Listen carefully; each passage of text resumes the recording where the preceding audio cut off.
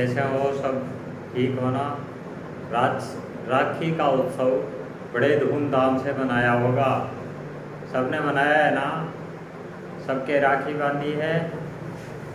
अपने राखी प्रतियोगिता में भाग भी लिया होगा। लिया था क्या? चलिए, राखी का उत्सव बड़ी धूमधाम के साथ आपने मना लिया होगा। मनाया है ना सभी ने?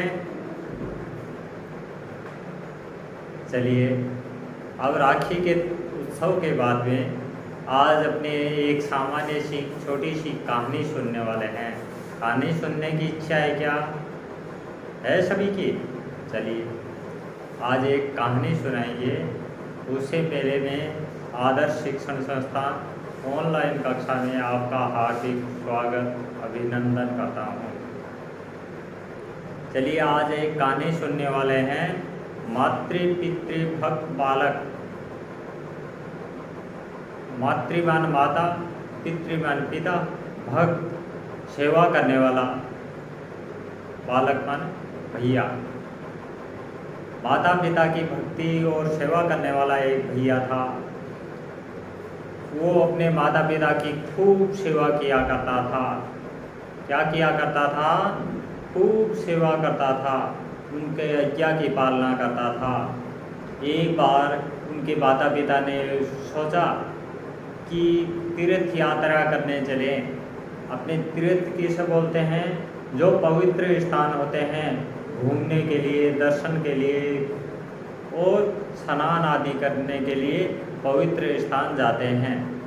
तो उनके माता पिता ने कहा कि अपने पवित्र स्थान के लिए चले, वहाँ पर तीर्थ यात्रा करके आएंगे। तब वो बालक था। बालक ने सोचा माता पिता की इच्छा है तो चलिए अपने चलते हैं। वो अपने माता पिता उनके थे, अंधे थे, उनको दिखाई नहीं देता था। किनके माता पिता को? वो भैया था, उनके माता पिता को दिखाई नहीं देता था। इसीलिए उन्होंने सोचा कि ये वृद्ध माता पिता है और पैदल चलना है। कैसे चलना है? पैदल। उस समय ये साधन नहीं हुआ करते थे। बस, गाड़ी, रेलगाड़ी, कार, ये सब नहीं हुआ करते थे, तो पैदल जाना होता था। तो सोचा जंगल के अंदर पहाड़ियाँ होगी, कहीं झाड़ियाँ होगी, कहीं खड्डे होंगे, कहीं कुछ होगा, कहीं नदी आ जाएगी, इसीलिए चलने में कठिनाई होगी। तो उन्होंने सोचा मेरे माता पिता अंधे हैं दोनों ही, एक कावड़ बनाते हैं। कावड़ किसे बोलते हैं? जो लकड़ी की बनी हुई ओडियाँ दो वो बना करके रस्सी बांधी। रस्सी बांध करके एक बांस की लकड़ी ली, एक बांस लिया। क्या लिया? बांस। ये बांस है। एक ओड़ी को इधर बांधा, एक को इधर बांधा, उसको कावड़ बोलते हैं। बीच में से अपने कंधे पर रखा, एक में माता को बिठाया, एक ने में पिताजी को बिठाया। एक में माताजी को बिठाया और एक में पिताजी को बिठाया। बिठाकर वहाँ से क्या हो गए? रवाना हो गए। तीर्थ यात्रा के लिए निकल गए। चलते चलते बहुत दूर तक जाने के बाद में उनके माता पिता ने कहा, बेटा पानी की पीने की इच्छा हो रखी है। क्या इच्छा हो रखी है? पानी, जल पीने की इच्छा है।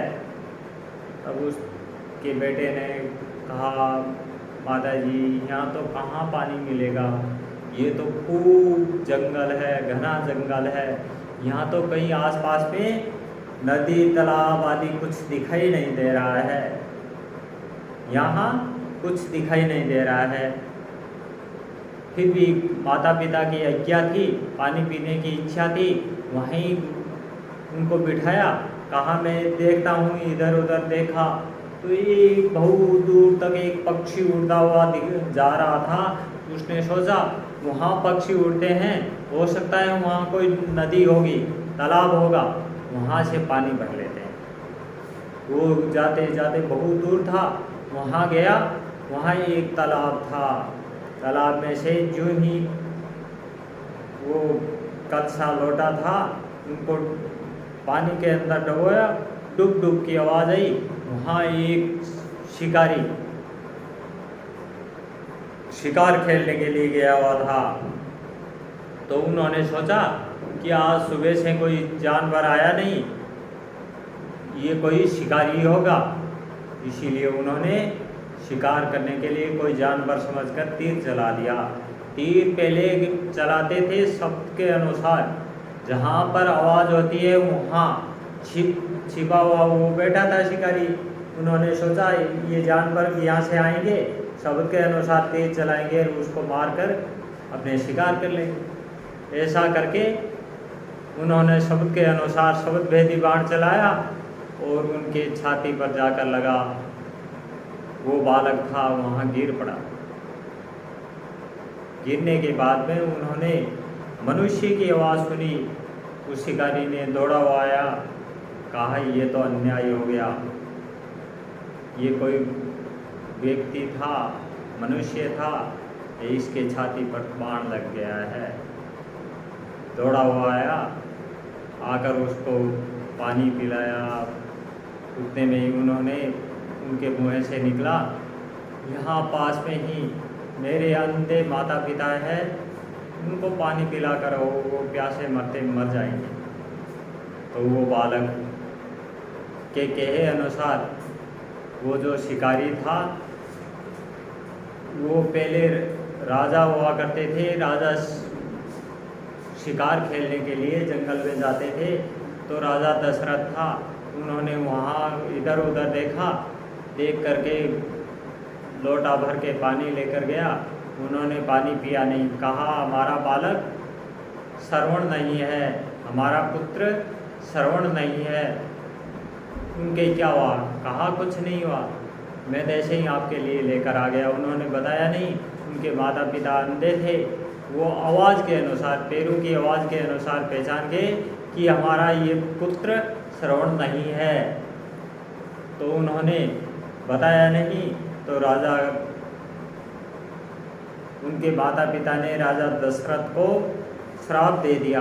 कहा आज जिस प्रकार हम परेशान होकर हमारे पुत्र के वियोग में, पुत्र के दुख में मर रहे हैं, उसी प्रकार आप ऐसे ही मृत्यु के मुख में जाओगे। इस कहानी से हमें ये शिक्षा लेनी चाहिए कि अपने माता पिता की सेवा करनी चाहिए।